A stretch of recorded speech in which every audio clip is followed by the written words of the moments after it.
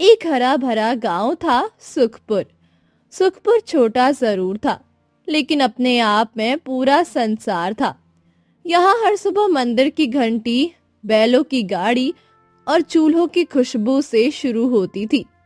गांव के बीचों बीच एक पुराना चौराहा था। यही सालों से एक मिठाई की दुकान चली आ रही थी। रामदीन हलवाई की दुकान गांव की शान मानी जाती थी। सफेद कुर्ता, सिर पर गमछा और चेहरे पर गंभीरता, यही उसकी पहचान थी। सुबह सुबह एक औरत हलवाई के पास आती है और कहती है, अरे चाचा, आज मेरे घर में सत्यनारायण की कथा है।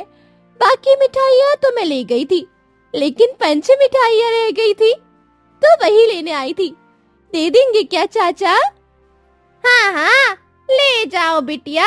लो, ई लो पंच मिठाइया, पूरा सही से नाप तौल के दिए हैं।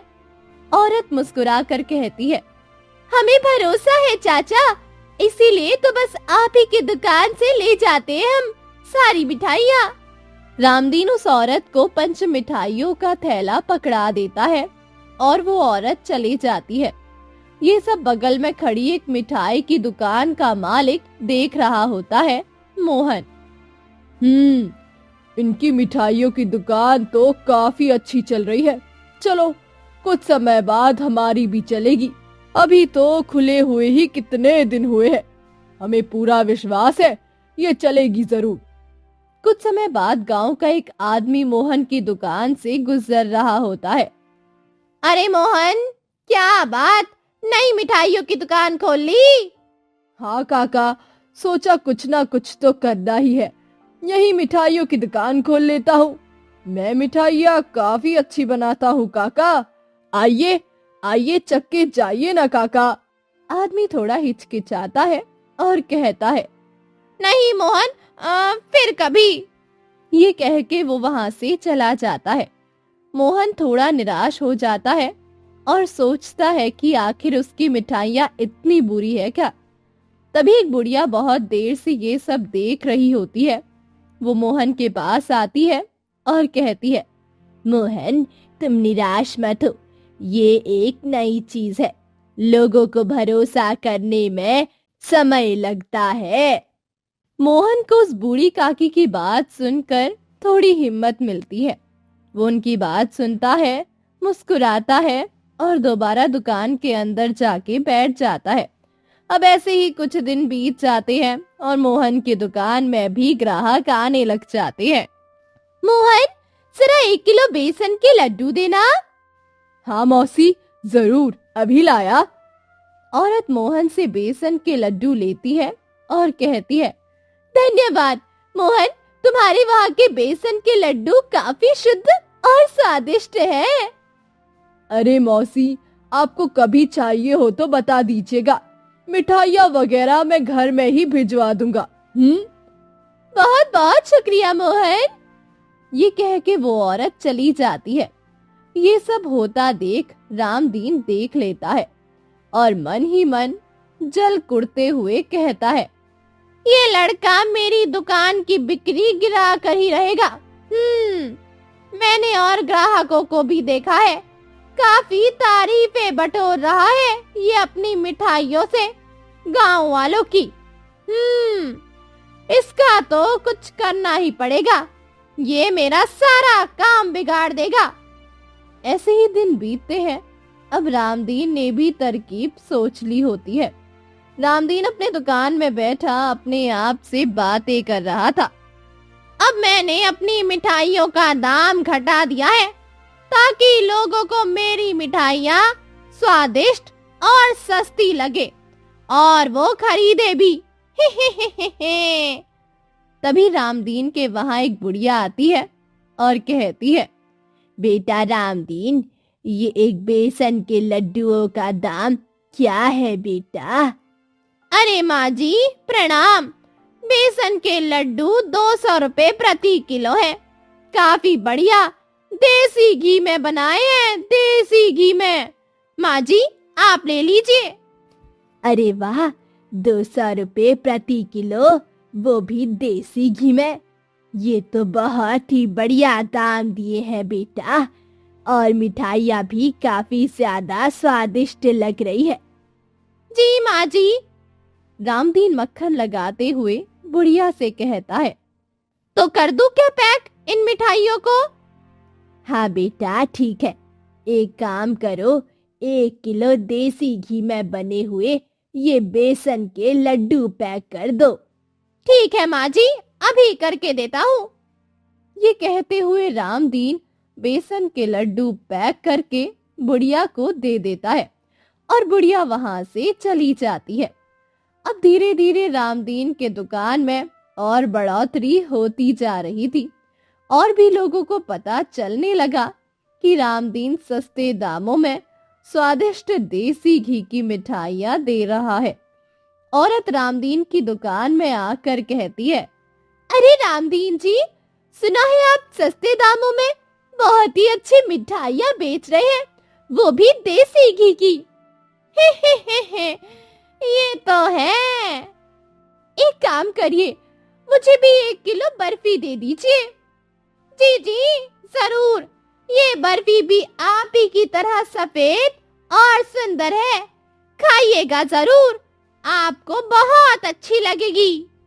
औरत शर्मा जाती है और शर्माते हुए कहती है, जी रामदीन जी, आप भी ना।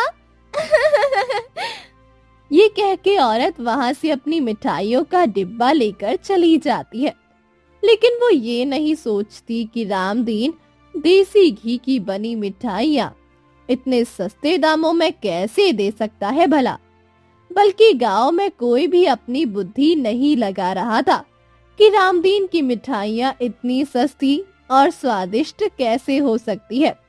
वो कहीं मिठाई में कुछ मिलावट तो नहीं कर रहा, वो कुछ मिठाई में गड़बड़ी तो नहीं कर रहा। लेकिन रामदीन हलवाई ने अपनी ईमानदारी भी कुछ इस कदर दिखाई थी कि गांव वालों को उसकी बेईमानी दिखाई ही नहीं देती थी। लेकिन मोहन को इसमें बहुत बड़ा खोट नजर आ रहा था। कुछ तो झोल है, कुछ तो गड़बड़ है, वरना ये इतने सस्ते दामों में मिठाइयाँ बिक कैसे सकती है।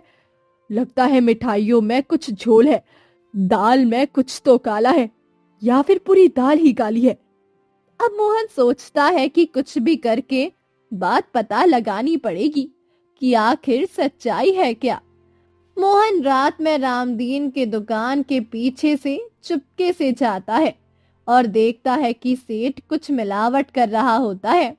मोहन ये देख के चौंक जाता है और धीरे से अपने आप से बोलता है, ये सेठ रामदीन तो लोगों को बेवकूफ बना रहा है, ये लोगों की जिंदगी के साथ खेल रहा है, ये मिठाइयों में मिलावट कर रहा है, तभी तो इसे इतने सस्ते दामों में इसे बेच रहा है। मुझे लोगों को बताना पड़ेगा, लेकिन कैसे? फिर रामदीन अपनी मिठाइयों में मिलावट करने में मगन था। तभी वहां पर उसे किसी के आहट की आवाज आती है। मुझे लगा यहाँ कोई तो है जो मुझे मिलावट करते हुए देख रहा है। लेकिन रामदीन को मोहन नहीं दिखता। वो इधर उधर सिर घुमाता तो है, लेकिन मोहन रामदीन को नहीं दिखता, क्योंकि वो बहुत बारीकी से छिपा होता है। मोहन अपने आप से कहता है, अगर मुझे इसने देख लिया तो इसे पता चल जाएगा और ये फिर से अपनी ईमानदारी दिखाने लगेगा। मुझे यहाँ से जाना चाहिए। हाँ हाँ, यही ठीक रहेगा। ये कहते हुए मोहन जा ही रहा होता है कि कुछ खटपट से रामदीन हलवाई चौकन्ना हो जाता है और कहता है, यहाँ कोई तो है, मुझे जाके देखना होगा। रामदीन ये कह के धीरे धीरे कदम आगे बढ़ाता है, लेकिन मोहन तब तक वहां से जा चुका होता है। अगले दिन मोहन अपने दुकान में बैठा बैठा सोच रहा होता है, कैसे कैसे इस रामदीन काका का भांडा फोड़ू, कैसे? तभी इतने में रामदीन वहां आता है और कहता है, कैसे हो मोहन, कैसी चल रही है दुकानदारी?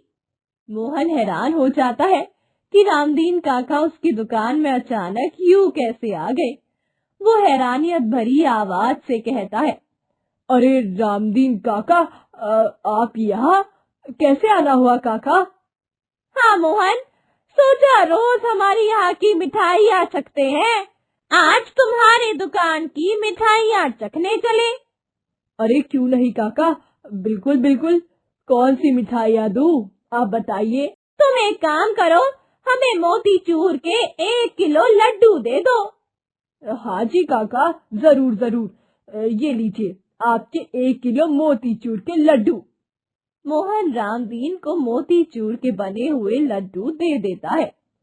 अरे बहुत बहुत शुक्रिया। मोहन, कितने हुए? अरे चाचा, कैसी बातें कर रहे हैं आप, आपसे काहे पैसे लेंगे हम, आप तो अपने साथ के दुकान के ही है ना।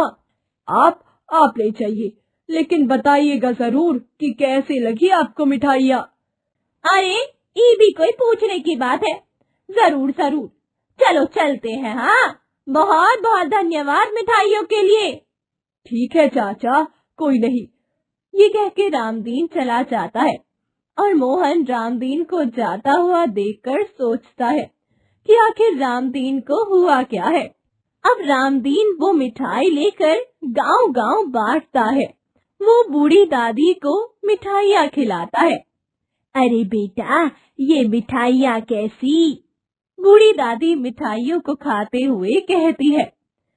अरे क्या कहे, हमारा बेटा 10वीं में पास हो गया है माँ जी। आशीर्वाद बनाए रखना कि आगे भी वो अच्छे से पास हो जाए। ठीक है बिटवा, मिठाइयाँ तो बड़ी स्वादिष्ट है। कहाँ की है? ये हम मोहन के वहाँ से लाए हैं। सोचा आज अपनी मिठाइयाँ नहीं, मोहन के वहाँ की मिठाई खिलाए। अपनी तो रोज ही खिलाते हैं। उतने में एक औरत भी आती है। अरे काका, बड़ा हंसे है आज तो, क्या हुआ? रामदीन उसे भी मिठाई खिलाता है और अपने बेटे की पास होने की बात बताता है। औरत कहती है, ये तो बहुत अच्छी बात है काका, बहुत बहुत बधाई हो। लाइए, मिठाई तो हम जरूर खाएंगे। ये कह के वो औरत भी मिठाई खाती है। ऐसे ही गांव के कई लोग मिठाई खाते हैं। अब अगले दिन गांव में बहुत से लोगों की तबीयत खराब हो जाती है, या यूं कहे, जिन लोगों ने मोहन के दुकान की मिठाई खाई होती है उन लोगों की तबीयत खराब हो जाती है। औरत, बूढ़ी और गांव के 2-3 और लोग रामदीन की दुकान में पहुंचते हैं और कहते हैं, रामदीन जी, ये आपने कैसे मिठाई खिलाई हमें? हमारी तबीयत खराब हो गई, हमारा पेट दर्द हो रहा है। क्या आपने मिठाई में कुछ मिलाया था? अरे हमने तो कहा था, ये हमारी मिठाई है ही नहीं, ये मोहन की मिठाई है, मोहन की। क्या मोहन की? बुढ़िया कहती है। एक काम करो, मोहन के वहां चलो, बताते हैं उसने हमें कैसी मिठाई खिलाई जिससे हमारी तबीयत ही खराब हो गई। ये कह के बुढ़िया, औरत, रामदीन और गांव के और भी लोग मोहन के वहां जाते हैं और उससे शिकायत करने लगते हैं। बबुआ, ई तुम लोगों को कैसी मिठाई खिलाए हो? सारा का सारा गांव गड़बड़ा ही गयो है। ये आप कैसी बातें कर रहे हैं चाचा? मैंने कब लोगों को मिठाई खिलाई?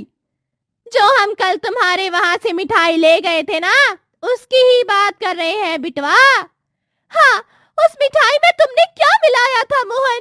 देखो, अम्मा, मेरी और गांव के कितने लोगों की तबीयत खराब हो गई है, देखो। ये देख के मोहन चौंक जाता है और समझदारी से कहता है, हमें माफ कर दीजिए, हमने मिठाई में जानबूझकर नहीं मिलाया। वो तो बस हमारी दुकान नहीं चल रही थी, तो सोचा हम कुछ ऐसा मिला दे ताकि मिठाइयाँ और स्वादिष्ट बन जाए। ये बहुत गलत बात है मोहन, लेकिन तुमने मिलाया क्या था?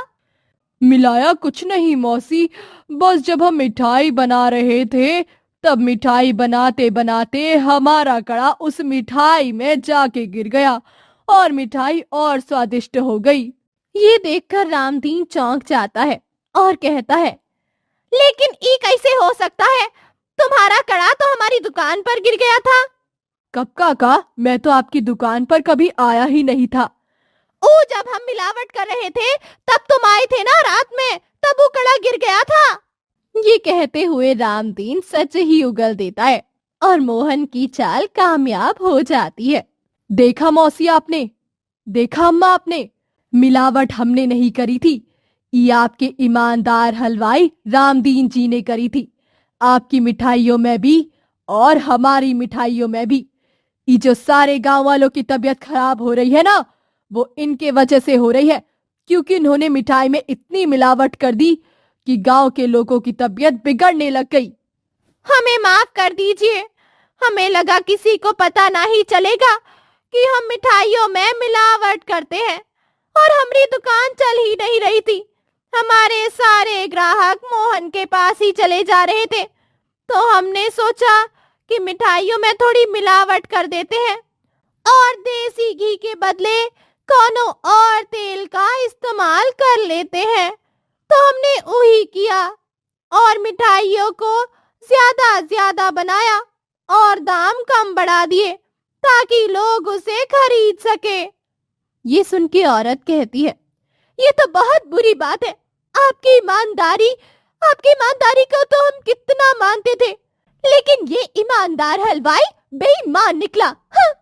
ये कह के औरत और बूढ़ी और गांव के सभी लोग चले जाते हैं और उस ईमानदार हलवाई को अपनी बेईमानी पर पछतावा होता है और वो अपने आप से कहता है, हमें ऐसा नहीं करना चाहिए था, ये हमसे क्या हो गया। ये कह के वो बहुत पछताता है, लेकिन अब पछताए होत क्या जब चिड़िया चुग गई खेत। जो व्यक्ति बाहर से ईमानदार दिखता है, जरूरी नहीं वो अंदर से भी ईमानदार हो।